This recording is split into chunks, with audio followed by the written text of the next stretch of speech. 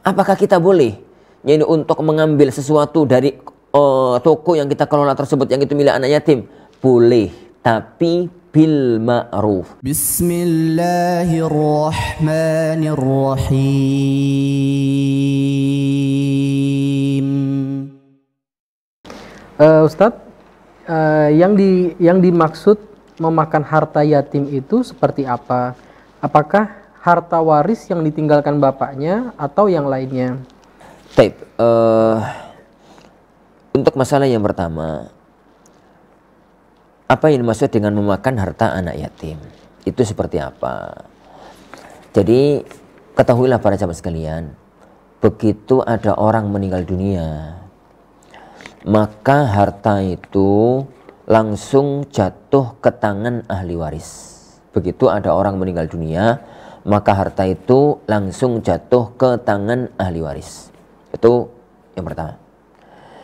Jadi kalau ada orang meninggal dunia, meninggalkan istri, meninggalkan anak-anak, begitu, meninggalkan istri, meninggalkan anak-anak, maka harta sang bapak yang wafat itu langsung jatuh ke anak.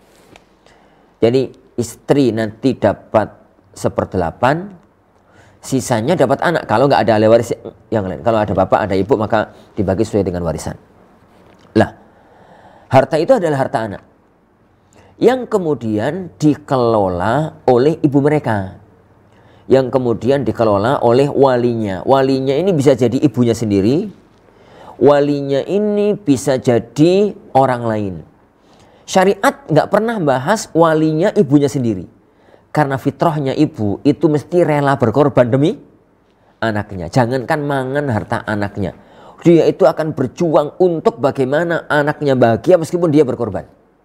Makanya nggak pernah pembahasan tentang wali anak yatim itu ibunya, begitu pembahasannya. Karena itu fitrah manusiawi, ibu itu akan berkorban demi anaknya.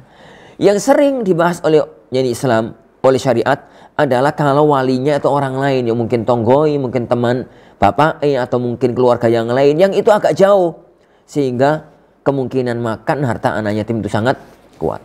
Patokannya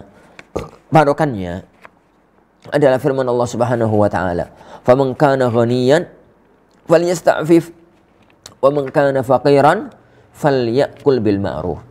Jadi kan sekarang anak yatim ini kan punya harta. Anak yatim ini kan punya harta. Anggaplah kita buat contoh aja yang mudah. Anak yatim ini tinggal wafat oleh orang tuanya meninggalkan toko. Sehingga toko ini dimiliki sekarang oleh anak yang masih umur 3 bulan. Anak laki-laki yang masih 3 bulan itu sekarang pemilik toko ini. Padahal dia masih 3 bulan. Lah, karena dia pemiliknya putra tunggal, sedangkan ibunya nggak bisa ngurus, akhirnya toko itu dijalankan oleh pamane misalkan, atau dijalankan oleh apa. Bagaimana bagaimana caranya ngelola ini? Hati-hati. Harta ini harta anak yatim. Jadi kewajiban bagi pengelola untuk mengembangkan agar jangan sampai harta ini nanti hilang. Karena at-tasarruf fi malil ghair manutun bil maslahah. Jadi mengelola harta milik orang lain itu patokannya yang termaslahat. Sedangkan ngelola harta sendiri itu ya karep-karep manutun bitasyahi. Karep-karep mau terserah kamu. Mau begini, mau begitu. Tapi kalau sudah ngelola harta orang lain, itu wajib yang terbaik untuk harta tersebut. Itu yang pertama. Lah, apakah kita boleh untuk mengambil sesuatu dari toko yang kita kelola tersebut yang itu milik anak yatim? Boleh, tapi bil ma'ruf. Kalau jenengan sendiri sudah mampu, sudah kaya, lebih baiknya jangan. Tapi kalau jenengan sendiri harus mengeluarkan waktu, sedangkan kerjaan harus ditinggalkan, harus ngurusi toko itu, maka silakan ngambil sewajarnya. Makanya Allah Subhanahu wa taala mengatakan, "Faman kana ghaniyan falyasta'fif."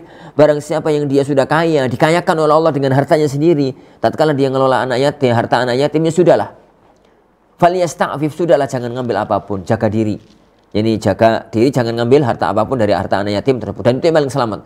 Tapi kalau enggak, karena dia sekarang harus megang toko, akhirnya taninya gak kopen, akhirnya tambaknya gak kopen, akhirnya ini, akhirnya itu, maka silakan, kata Allah Subhanahu wa taala, "Faman kana faqiran," barang siapa yang fakir, maka falyakul bil ma'ruf, silakan ambil upah dia, silakan makan dari harta yang ada di toko itu bil ma'ruf, secara baik. Bagaimana baik?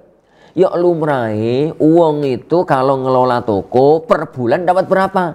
Ya itu yang dia ambil. Jangan dumeh dia itu ngelola, jadi kendali di tangan dia, pemiliknya masih umur 3 bulan, gak ngerti apa-apa, kemudian dia ngambil seenaknya. Itu adalah tindakan kezaliman. Dan hati-hati, itu amat sangat berbahaya. Kenapa sangat berbahaya? Karena ancaman syariat amat sangat kuat. Rasulullah SAW sampai memasukkan itu dalam al-mubiqat, istanibus sab'al mubiqat.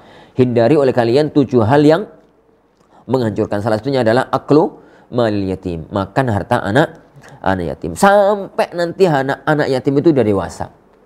Dan kita lihat dia itu sudah waktunya untuk bisa ngelola harta. Fa in anastum minhum rusydan fadfa'u ilaihim amwaluhum. Jika kalian sudah merasa, jika kalian sudah melihat anak ini sudah rasyid, rasyid itu wis dewasa, wis balik, dan sudah bisa ngelola uang, maka serahkan semua harta bendanya. Tokonya, perusahaannya, ini semuanya di tuh. Makanya ngopeni anak yatim kaya itu lebih susah dibandingkan ngopeni anak yatim miskin. Dan memang berat, makanya janji pahalanya besar. Kata Rasulullah SAW, ana wa kafilul yatim fil jannati hakada.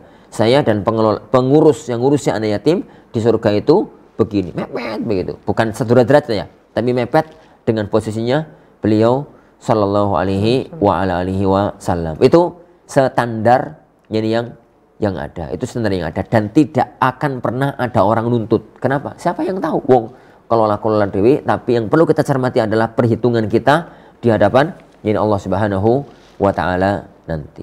Wallahu a'lam.